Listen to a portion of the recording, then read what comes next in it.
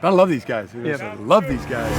It's with great pleasure I introduce the next coach of the Los Angeles Chargers, Jim Harbaugh. Cut the ribbon and officially open the bolt. Hey, Jim.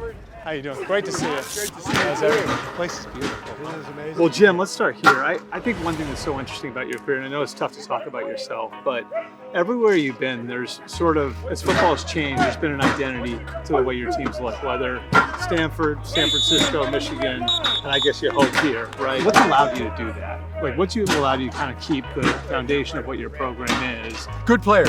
Yeah. I'm here to tell you right now, there are no great coaches without really good players.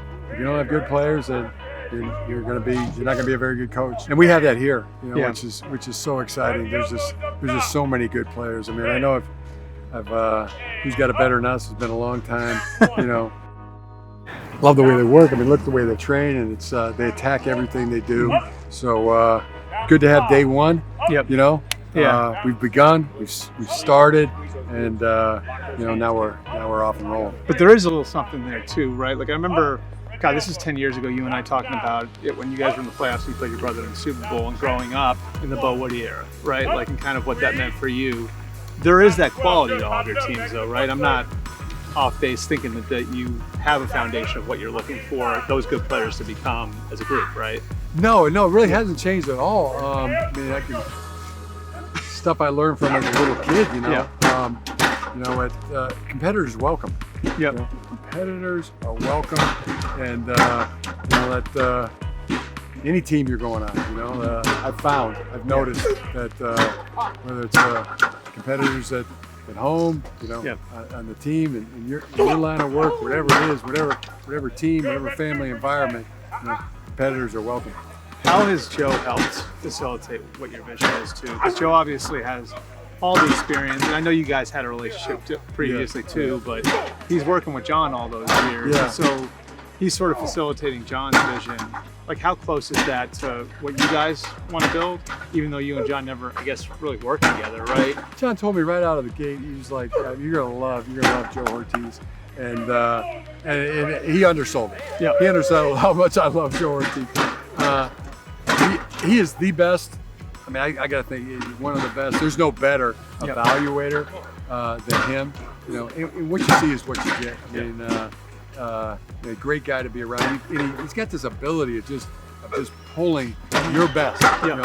His ability to pull, the best out of me, the best out of Chad, the best out of the coaches, the coordinators, the entire scouting staff. I mean, those meetings we had, draft and the personnel meetings that we had. I mean, somebody could do a TED talk on just Joe Ortiz's leadership style. And how has this building sort of helped facilitate what you guys are trying to build? Obviously, there's a lot that you didn't have control of because a good percentage of it was done by the time you got here. How have you guys tried to make it your own? I know it looks great. Yeah. Aesthetically looks amazing, and that jumps out to you. Yeah. But then you look at these fields, that's going to jump out to you. I mean, these are. I mean, the final surface. Yeah, you could a lot better than the courses I play. Just for greens, but it was safety in mind. It's like artificial turf, but it's grass. Yeah. It's amazing. But inside there, I mean, that was designed by football people who knew exactly what they were doing. I mean, coaches, and we got the ability to hunker down. We're close to each other. Then we're steps from the meeting room. All we are is downstairs.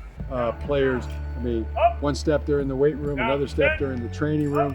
Up above, you got the fueling, the fuel, and the meeting rooms. Quarterbacks are next to the receivers. We're next to the offensive line. The edges are next to the interior D linemen. From anything you can think of to help us win, they've thought of and put into this. So, really now the challenge is getting anything and everything out of this facility, because I think it's a tremendous advantage for us. How is the Jim Harbaugh that left San Francisco the same now, and how is he different? I think I've been pretty much the same, probably from about